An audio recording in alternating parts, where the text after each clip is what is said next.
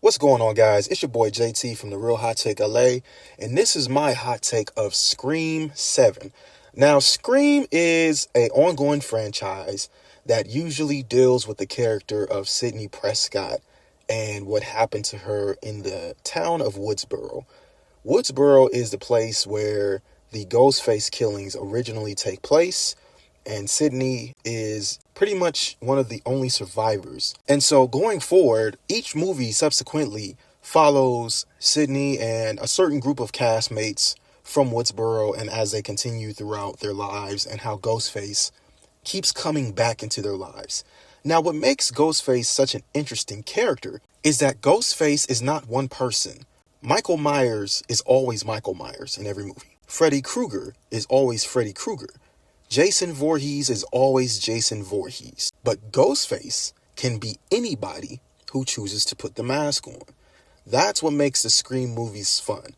And they even kind of make jokes about this. You know, they have a fake movie within the movies called Stab, and it's about the killings and how they reenact them for like the movie's sake. And, you know, they always talk about what happens in a sequel or a trilogy or a reboot. So the Scream movies are self-aware that the movies can get a little bit over the top with the different ghost faces and the different things that happens in multiple franchise movies. So this movie is no different.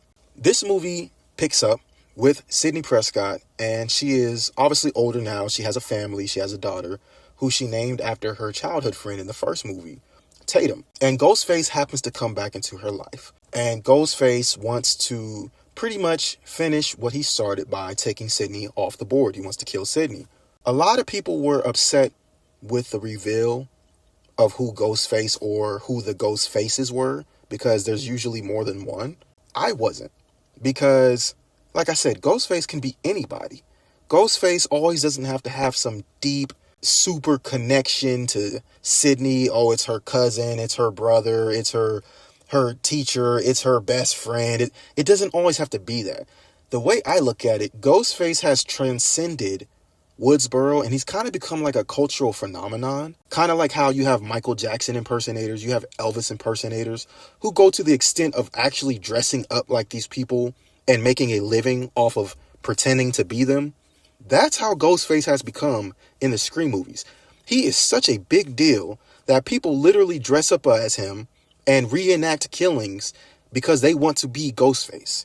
And so I think it's okay that this Ghostface in this movie, or the multiple ones, don't necessarily have to be somebody completely close to Sidney Prescott. I don't like that idea that everyone has to have some sort of relationship with her in some way. It could just be a random person who wants to be Ghostface.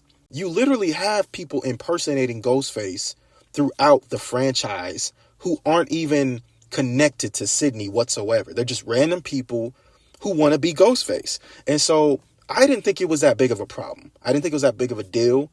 Was the reveal a little lackluster? Sure. But it didn't ruin the movie like a lot of people are saying it did. I thought the movie was still fun. I thought the sound design was good. The music was good. The set pieces, the cinematography was great.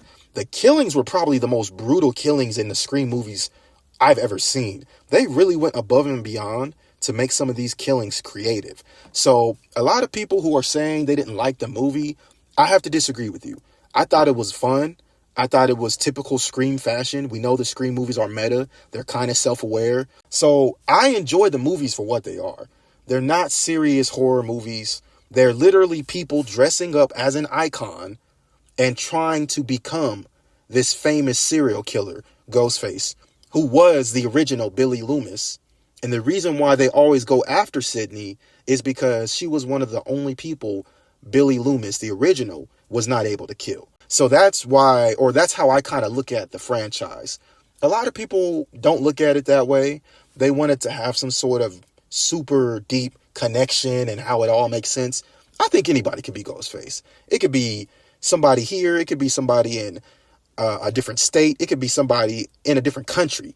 Anybody who puts the mask on and goes on a killing spree is Ghostface. That's how I look at it. So I enjoyed the movie. I thought it was fun. The killings were very creative. They had a lot of tension. I like the new castmates. I think that you have some young actors who did a great job with their performances.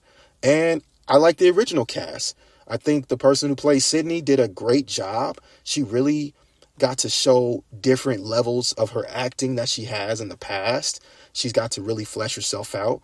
The daughter did a great job. I think the husband, who was a cop in the movie, he really didn't get too much to do with this film. Maybe they'll flesh it out in the future. Maybe they won't. But, we get Gale Weathers back. We get some of the other returning characters back. And, they do what they're supposed to do with the film. So I enjoyed it. I liked it. I think you guys should go see it and just enjoy for what it is. It's a good old-fashioned slasher movie with a bad plot twist. And if we're being honest, isn't that what all scary movies are? So for me, Scream 7 was a good time. I enjoyed it, and that's my real hot take. But as always, let me know what you guys think. We're going to catch y'all on the next one. Peace.